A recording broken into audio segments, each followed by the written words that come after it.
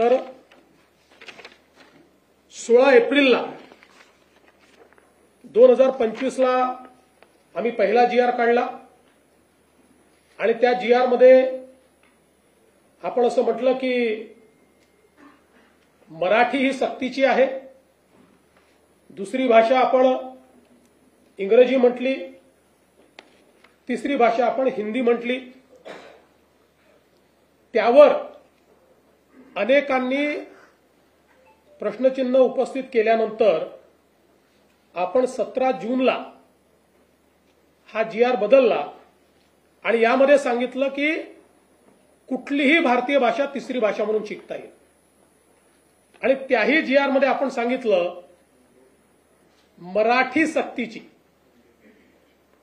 भाषा कुठली, मराठी, आणि तिसरी भाषा म्हणून कोणतीही भारतीय भाषा शिकता येईल अशा प्रकारचा स्पष्टपणे GR काढला।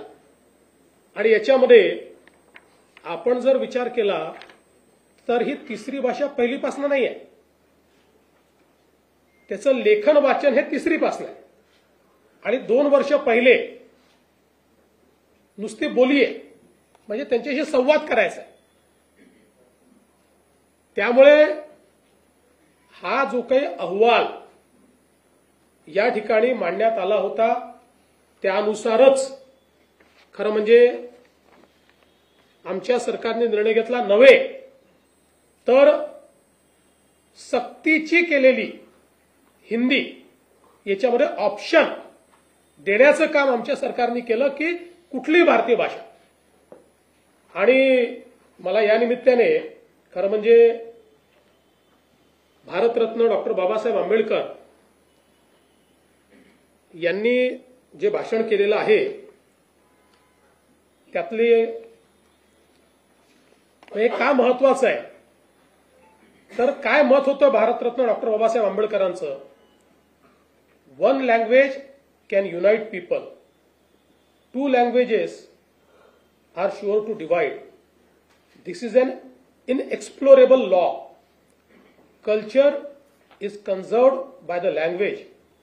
Since Indians wish to unite and develop a common culture, it is the bounden duty of all Indians to own up Hindi as their language.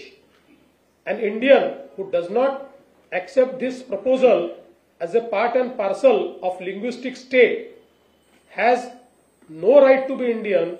He may be 100% Maharashtrian, Tamilian और गुजराती। पुढे त्यांनी असं म्हटलेलं आहे की आपली मातृभाषा ही शिकलीच पाहिजे पण त्यासोबत हिंदी देखील शिकली पाहिजे। हे भारतरत्न डॉक्टर बाबासाहेब आंबेडकरांचं दिलेलं भाषण आहे। तथापि आज ज्या प्रकारे नेहमीच्या पद्धतीनं आपणच निर्णय घ्यायचे, पण या मंत्रिमंडळामध्ये त्यावेळेची संपूर्ण शिवसेना होती, उद्धवजी त्याचे प्रमुख होते,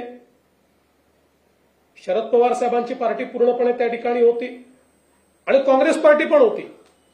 या सगळ्यांनी मिळून याला मान्यता दिली, आम्हीच नव्हतो, पण ठीक आहे आमचा काही त्याला विरोध नाहीये, पण सगळ्यांनी, कारण माशेलकर साहेबांसारखे, सुखदेव थोरात साहेबांसारखे अभ्यासक ज्यावेळेस एखादा रिपोर्ट देत आहेत आणि तो जर स्वीकारला होता तर चूक काय आहे।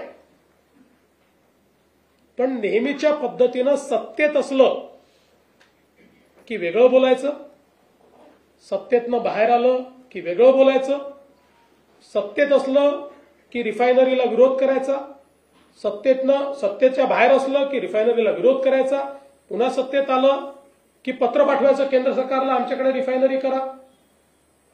ही जी पद्धत आहे याच्यामध्ये केवळ विरोधाला विरोध अशा प्रकारची पद्धती दिसते आहे। त्यामुळे खरं तर पहिला प्रश्न म्हणजे या सगळ्या प्रक्रियेत राज ठाकरे नव्हते, कारण त्यांचा मंत्रिमंडळातही नव्हता, अपोजिशनलाही कोणी नव्हता। मला तर असं वाटतं की पहिला प्रश्न राज ठाकरेंनी उद्धव ठाकरेंना विचारला पाहिजे की तुम्हीच जर याला मान्यता दिली तर आता कुठल्या तोंडानं आंदोलन करायला निघालात हा प्रश्न विचारला पाहिजे. पण आम्ही ही भूमिका ज्या दिवशी दुसरा GR काढला त्या दिवशी आम्ही भूमिका मांडली की आम्ही सक्तीची करणार आहे. आम्हाला अशा प्रकारचे जे विषय आहे हे विषय सर्वानुमते करून घ्यायचे